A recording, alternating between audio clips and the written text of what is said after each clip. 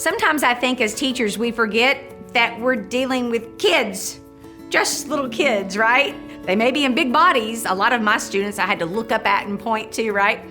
I think we sometimes forget they're just young.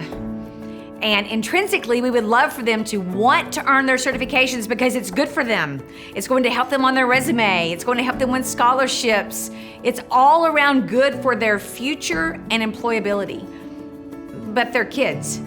And sometimes I think we forget to dangle a carrot in front of them so they'll work towards that carrot. Now here's the thing, what works at your school didn't work at mine, or might work at my school but won't work for yours. For example, I have teachers tell me, oh, a pizza party at the end of the year, perfect. Well, that wouldn't have worked at my school because we had pizza for everything. It wouldn't be the carrot that would make them work. I want to tell you a story today about a student, and let's say his name was Alex. Alex was one of those students who was a star athlete in every sport we had at our school. He played every varsity sport, and in fact, he was at that age where he was starting on the JV roster, but also on the varsity roster. So he was never home, he never slept. Honestly, he could have been probably an A student, but because his schedule was so crazy, he was one of those B, C average student. Good kid, great all-around person, and I loved having him in class. Here's the thing. He had to get 3 certifications in my program in order to earn something we called a graduation cord. It was something that they wore at graduation night very proudly.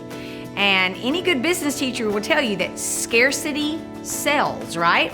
Not everyone had this cord.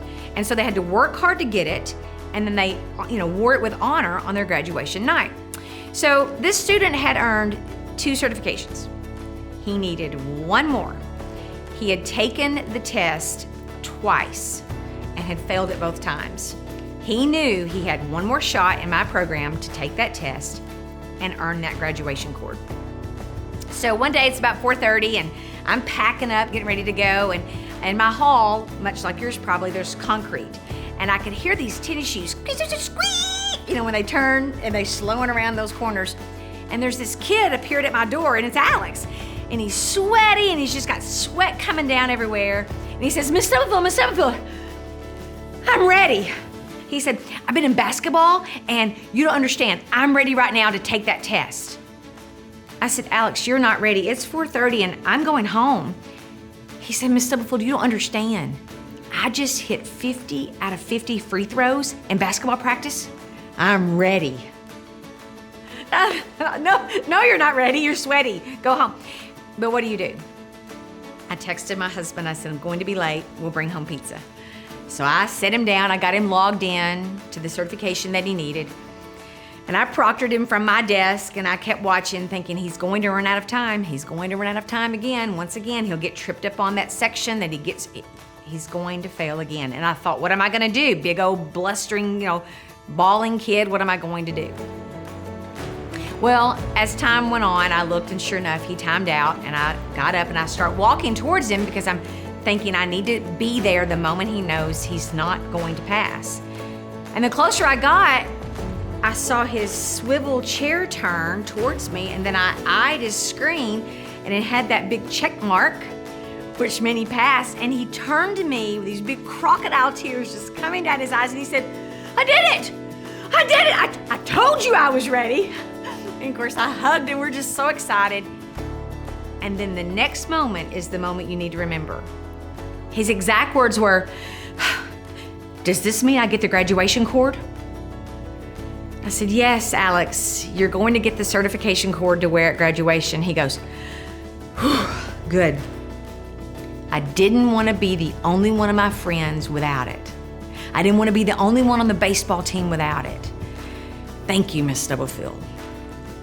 And I said, you're welcome. And I sent him on his way, shut the door, and then I'm a big puddle, right? The question is this, was that carrot enough that I dangled in front of Alex to motivate him? Was that enough for him? Yes, it was. Is that what I would have thought, would have intrinsically wanted him to want to pass that test? No, but it worked because he's a kid.